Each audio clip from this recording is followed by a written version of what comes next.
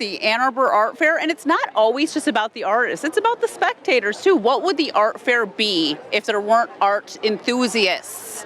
So we're here with Janice and Ed.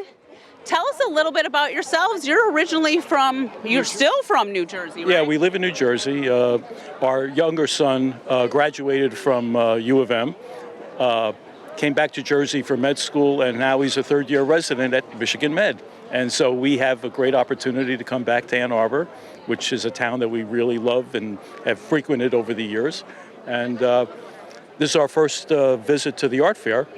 We have a few in our area. There's a big one in Philadelphia, which is maybe only 20%, 25% the size of this one.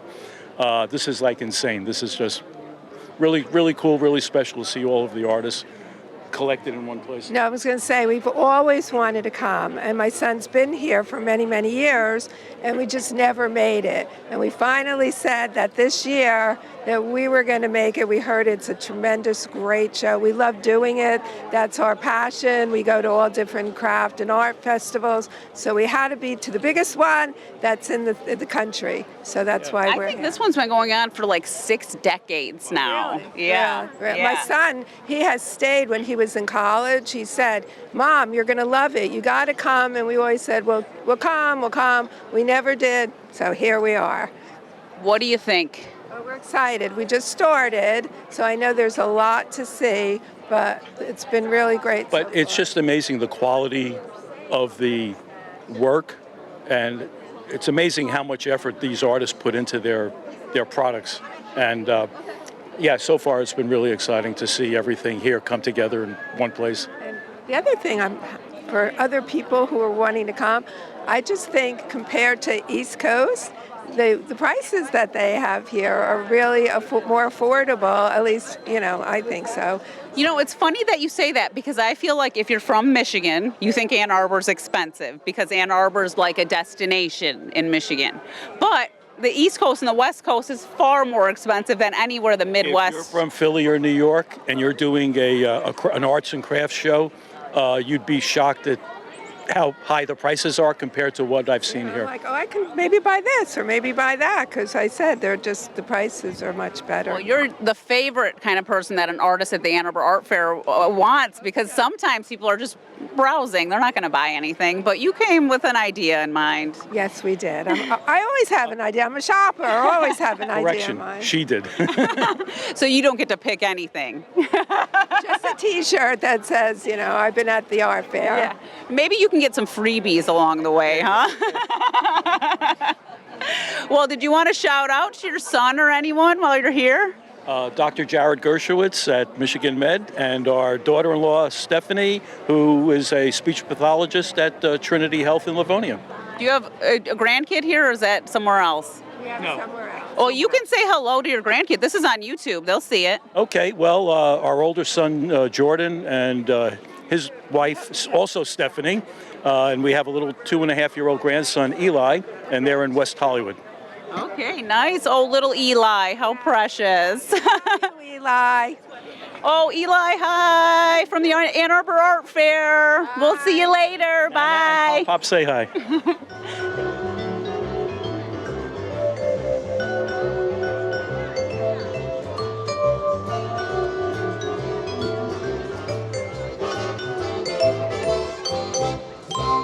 Hi everyone, Melissa Beck here at CTN at the Art Fair 2024, and I'm actually talking with Melissa, who has some beautiful jewelry that she is showing off here at the Art Fair this year. So Melissa, I noticed your very detailed work. So tell us about what brought you here to the Art Fair and what it is your jewelry represents. Yeah, absolutely. So this is my 4th time showing at the Ann Arbor Art Festival. I'm from St. Louis, Missouri. I make contemporary art jewelry with sort of a spiritual aesthetic. It's made out of oxidized sterling silver, which is the darker metal you'll see on most of my work, and then 18 and 22 karat yellow gold. And I like to tell stories with my pieces, so I use a lot of texture and different layers, and I use the gold in my work to reference either lava or starlight in my pieces. Okay.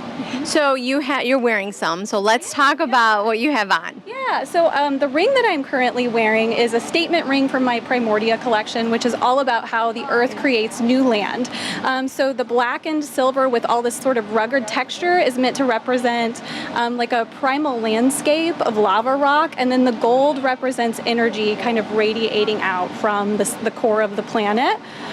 So that's where I'm saying like the gold represents lava or light in my pieces. Okay. What about the bracelet? So the bracelet is from my Genesis collection, which is all about sunburst. So it's about light radiating through the darkness. So you can kind of see this sort of mountain range texture and then this burst of gold coming forth on the dark silver. Okay. Very pretty. Thank and you. have some stuff in your glass case. Yes. So I have a mix of pieces. Most of these are statement rings that you see in the front and cuffs here. And then I have a few more everyday wearable stacking rings just for the person who likes something simpler. So I have a lot of birthstone options here with the stacking rings available. And then this cuff bracelet is part of the Primordia collection, which is all about, again, like the earth creating new land. So this I call my Ancient Tides cuff. So you have a wave-like texture radiating from this beautiful Peruvian opal in the center. And then I paired it with a diamond here. Okay. And we talked a little bit about the ring. So I had mentioned or asked about one of the requests must be birthstones, right? Absolutely. Yes, I get a lot of requests for custom work with what I do. So I can take, if you like my overall aesthetic with the dark silver and gold together, it's kind of bold but yet elegant, then I could take this and do a custom piece for you with your birthstone or change different sizes and things like that as well. So pretty. So pretty. Beautiful, creative. I love it. Thank you. And again, congratulations for being down here. So happy to be here. Yeah, good luck and best of luck. Have a wonderful weekend. Thank you very much. All right, everyone, we'll be back with CTN at the Art Fair.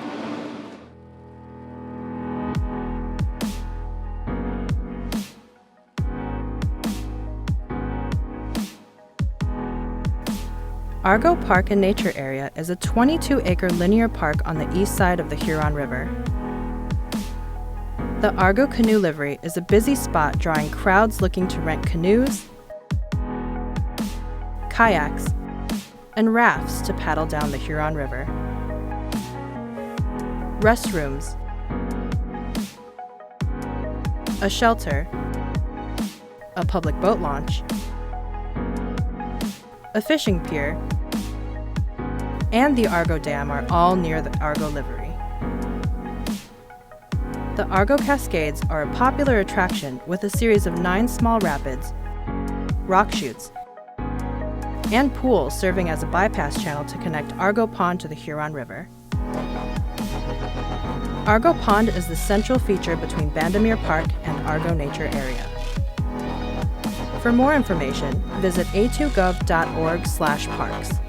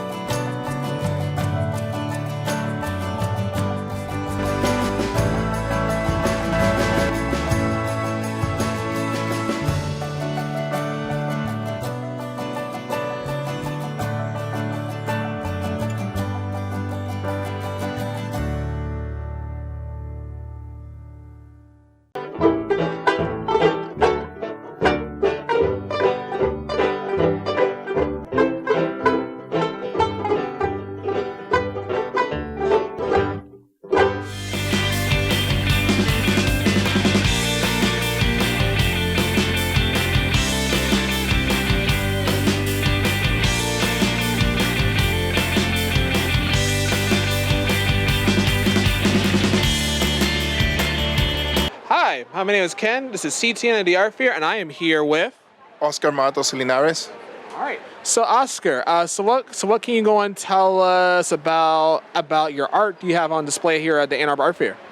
It's basically I try to show a little bit of my life and how things have progressed in the few years. I started from a little bit of depression to a process where I feel more comfortable where I am right now, and I'm trying to show my work from things from the water, like that one, and then I move on to things with reflection where I can see both sides of coming out, to things that I feel more positive in my life now, but I still feel alone and going through a project. That's awesome. Yeah, so like I love how like your like photography basically sort of like captures a lot of nature, basically a lot of waterfronts for sure. What was sort of the inspiration of actually capturing like nature and more like specifically bodies of water? It's more how I was feeling in my life, and I just got divorced and I started photographing things that for some reason I was dealing with depression, and then move on to a better process in life little by little. And it's more metaphorical and going in life than anything else. I was just I'm progress of life and trying to find hope more than anything else. Yeah, for sure. I also think that like one thing a person can notice too was basically sort of like the vibrancy of some of these pictures. Basically, if you look back over there, you have like a lot of purple skies basically, and some really like beautiful like sea views basically. Where were these photos taken by chance? Most of them are taken in Florida, and some of them are taken in Omaha, Nebraska, and other ones are taken in Chicago. Okay, for sure, gotcha. And also, like, I'm actually like a pretty big camera nerd. So basically, so what kind of like cameras are you using to capture these fantastic pieces? I focus more in the lenses than the camera, but I use a Nikon. Okay. And that's but I think it's more about knowing what your equipment can do more than the equipment. So it's more knowing the limitation what you have, because I always believe you have to stand in the budget. Oh yeah. So I don't focus too much on equipment. I'm really opposite of what most people think. So it's just how I grew up, just work with what you have. Exactly. And so how long have you been coming to the Ann Arbor Art Fair? And how does this art fair stand from other art fairs you've been in specifically? I've been coming at least 10 years, and it's a really good art fair. It's really established. You get a good balance of people from really high-end to low-end people. And when I mean low-end, people with lower budget than big budget, but you get the whole scale. So it's always good to be here because you experience everything. And some other shows, you only get to see one side of the pie, and not like this one. This is probably one of my favorite shows to come in, because it offers everything that you can ask for in a show, and you get to see a lot of people. Wonderful, Oscar. Yeah, so basically for the people at home and also the people on the internet, where can we find your fantastic photography art? You can always come to Linares Fine Art, which is LINARES FINE, then RART.com. Sweet. Thank you so much, Oscar. You're welcome. Yeah, anytime. Anyways, this is Ken Simpson with CTN at the Art Fair. Dana Denha here, and I'm looking at some amazing leather goods by artist Marianne Nichols, and she's here at the Ann Arbor Art Fair, Summer Art Fair. Why don't you tell us a little bit about yourself, Marianne, and what led you to being a leather artist? Well, I was in high school and my teacher brought in some leather and I fell in love. It was just instantaneous, and I've been doing shows for 47 years making leather goods. It's interesting because I feel like I don't see a lot of leather artists. I feel like that is a unique media. Yes, well, I don't think there's any new artists going into leather because it's expensive, to start, but back when, 35 years ago or 40 years ago when I started doing shows, there were a lot more leather people, but a lot of them, have either retired or, So anyway, I love it. I still love it. Are leather prices really high? Yeah, supplies are high, yeah. Well, everything is now, right? Yes. So you really have to source your suppliers And, you know, when they have something really good that's not really expensive, you buy all they have. That's the way I buy my leather. So Smart. Marianne, you're smart. I've been doing this for 47 years. I've learned a few things. Tell us about the stuff you sell and how you're creating these pieces, because you're using mixed leather and different textures and colors. Right. Well, I love texture and color. My bachelor's degree is in design. So I think that's kind of where it all really got started. And I love mixing colors and patterns. It's like my brain moves faster than my hands can, because I've just always got new ideas. And it's just a lot of fun. I just enjoy it so much. Well, it's great to think that, what'd you say, 40-something years? 47. 47 years you've been doing this, and you still get inspiration, and you still have these creative ideas, and you still love what you're doing. Yes, and I think I always will. I mean, I think I'll be like in a wheelchair and not longer doing it because I can't do it anymore. You plan on never retiring if I possible? probably won't. Yeah, probably not. But I've cut back quite a bit on shows, though, because it's getting more difficult. You know. Yeah, I'm There's, sure. Injuries you get from doing shows. Like I tore both my rotator cuffs, and you know, it's just you're getting older. You've been lifting boxes all these years, and it takes a toll. So, but I'll do it as long as I can. So. Talk about, you have your belts. How does a belt come together? You have to do different sizes, and then you have to do different textures, different buckles. Well, most of my belts are reversible.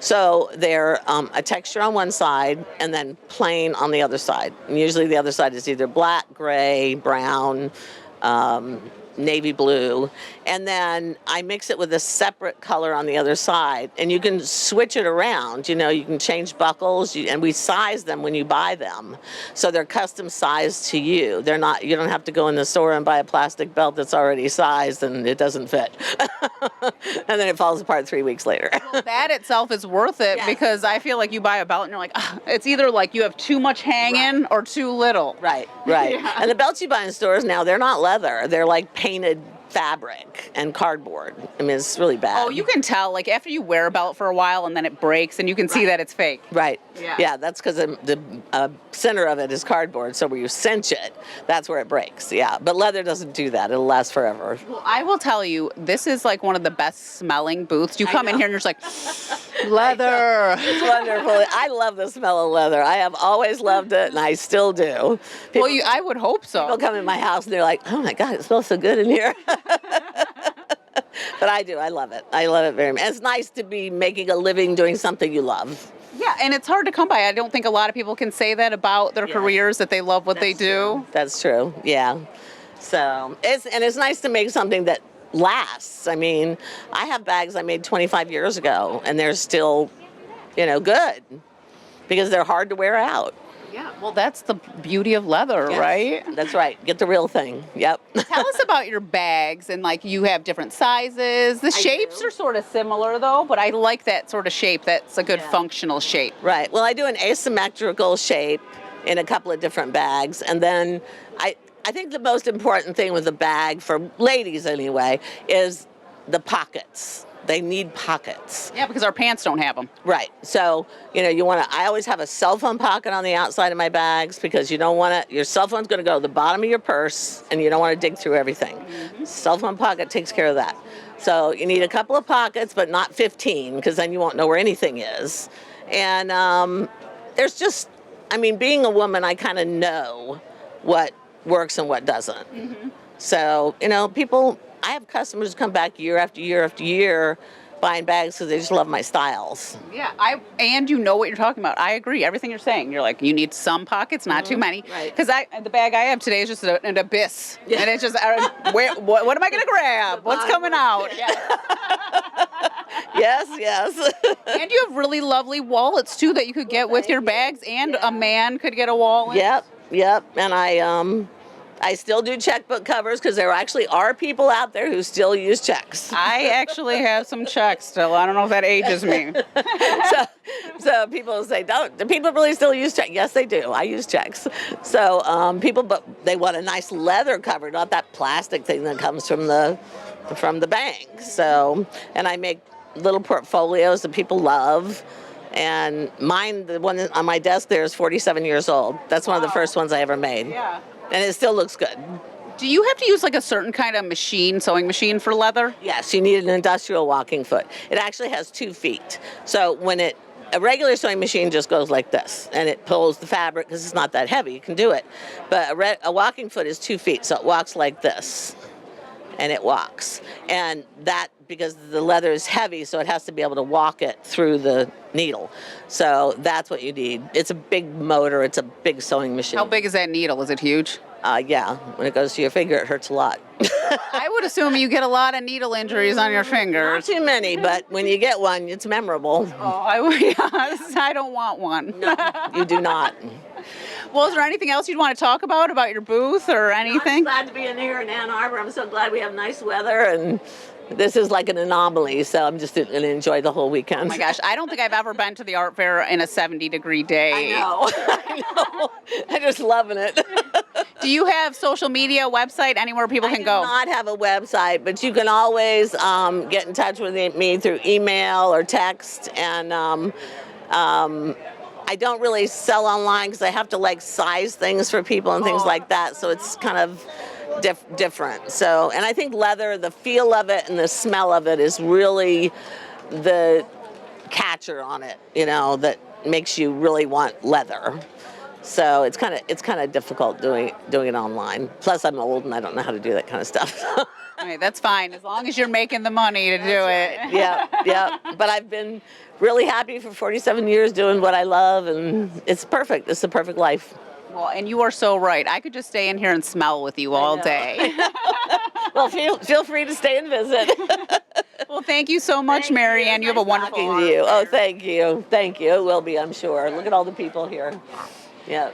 The locals always say I never come when it's really hot, but they'll be here today. Today is the busy one. I was like, there's nowhere to walk right now. It is usually the very best day. And the best weather. People want to get the first choice of everything.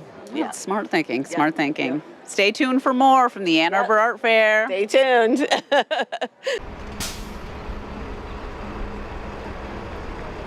Hi everyone! Today I'm going to get around town on the ride and show you how easy public transportation can be. I didn't grow up with the bus system, so when I moved here, I was excited to try it. But I didn't know how. Is this the right route? How do I get off? What if I get lost? And honestly, I still get a little nervous, but that's totally okay. I'll show you how, and the friendly drivers are always there to help you out too. The ride is a great system that really unlocks the best parts of living here. First, you have to plan your route. I like to plan my trip at theride.org. It gives me route options with estimated times and even walking directions to the nearest stop. There are more helpful rider tools at theride.org. There's Text My Bus for real-time arrivals, or grab a ride guide. At the bus stop, take a second to get your fare ready. Use the Easy Fare app, tokens, or pull out your pass. Hi. Hello. I'm using the 30-day pass. There are a few rules. No smoking, eating, drinking, speakerphone, or radio. Don't take up an extra seat with your personal items. Simple courtesy stuff.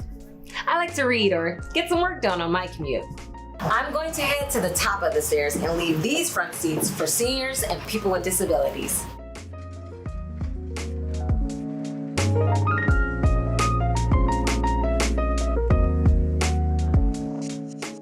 My stop is coming up, so I just pull the cord to let the driver know.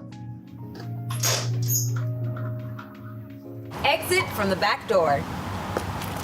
That's it. That's all there is to it. You can get around stress-free, car-free, and carefree. If you have questions, check out more details about accessibility, riding with the bike, and other specialty services from The Ride. Hope to see you on the ride.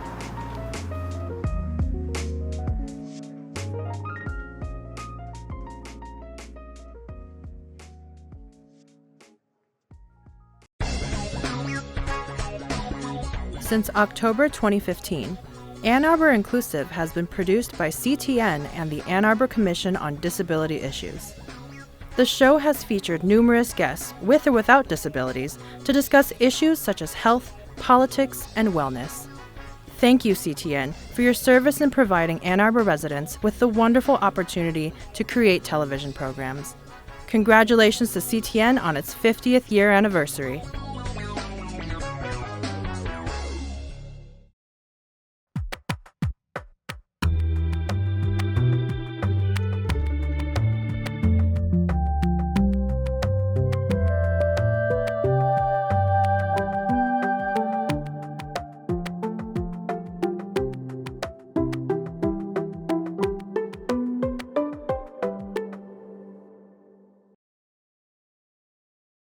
Hi, everybody. This is Ken with CTN at the Art Fair, and I am here with Michael Roner.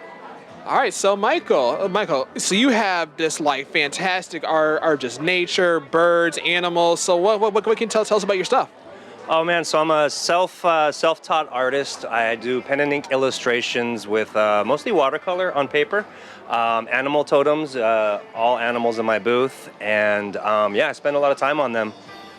Yeah, it's awesome. Yeah, so from what I see, there's like a large variety of stuff. You have buffalo, you have elephants, you have mountain lions, owls.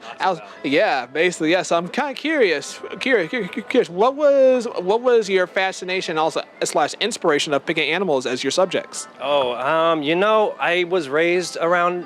So my mom grew up in the countryside of Korea, and she just always kind of taught me that animals are. They had a consciousness, so to speak. She just wanted me to appreciate animals, so it always stuck with me. And when it came time to really spread my artistic wings, so to speak, animals just began to make more and more sense. Tried a couple, and then I never looked back. Yeah. Wow, that is a wonderful story. So I've talked to artists that they use acrylics, some use metals, some use regular oil paints. Paint. Why for your personal experience? Why did you go and pick watercolors for your tool? Well, so I would say that pen and ink and illustration is the foundation of my work. I was always a sketchbook kid, and I just drew all the time. So, kind of like in a comic book fashion, I picked a color medium that allows me to color in my lines. Wonderful. And for you, for all of these art pieces here, basically, is there one art piece that stands out to you the most that you brought at Ann Arbor today? This is my favorite piece that you're standing right in front of, Ken. This is called Always. It's a African elephant with Dia de los Muertos sugar skull makeup.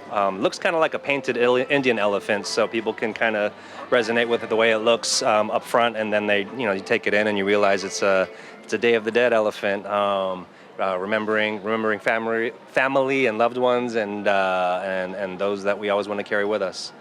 Wow! A Day of the Dead elephant. That is something you don't see every day, for sure. Every day. Yeah, but not everybody else does. Oh, gotcha, for sure. And so, have you been coming to the Ann Arbor Art Fair for that long? And if so, how do you think this art fair differs from other art fair experiences that you had in the past? Yeah, so I've been coming to the Ann Arbor Art Fair since, what time did we open today? 10 o'clock? 10 o'clock. Yeah, this is my first year. So yeah, I'm just getting started. Thank you, Ken. But it's huge. 3 art festivals put together. I'm really impressed with the crowds that are out here on a Thursday morning. That's not my norm. So I feel like in Ann Arbor, the crowd, the people, the enthusiasm, it seems to be remarkable thus far. And I'm looking forward to how large of a festival this is going to be over the next 3 days. All right, cool. So Michael, so for the people who can't make it here, and also people on the internet, where can they find your fantastic art, by any chance? Thank you, Ken. I appreciate your kindness. My last name is Roner, so ronerart.com. That's ROHNERART.com. All of my reproductions and mounted reproductions are available there. And if you want to follow me on Instagram, it's @RonerArt. All right, sweet. Thank you so much, Michael.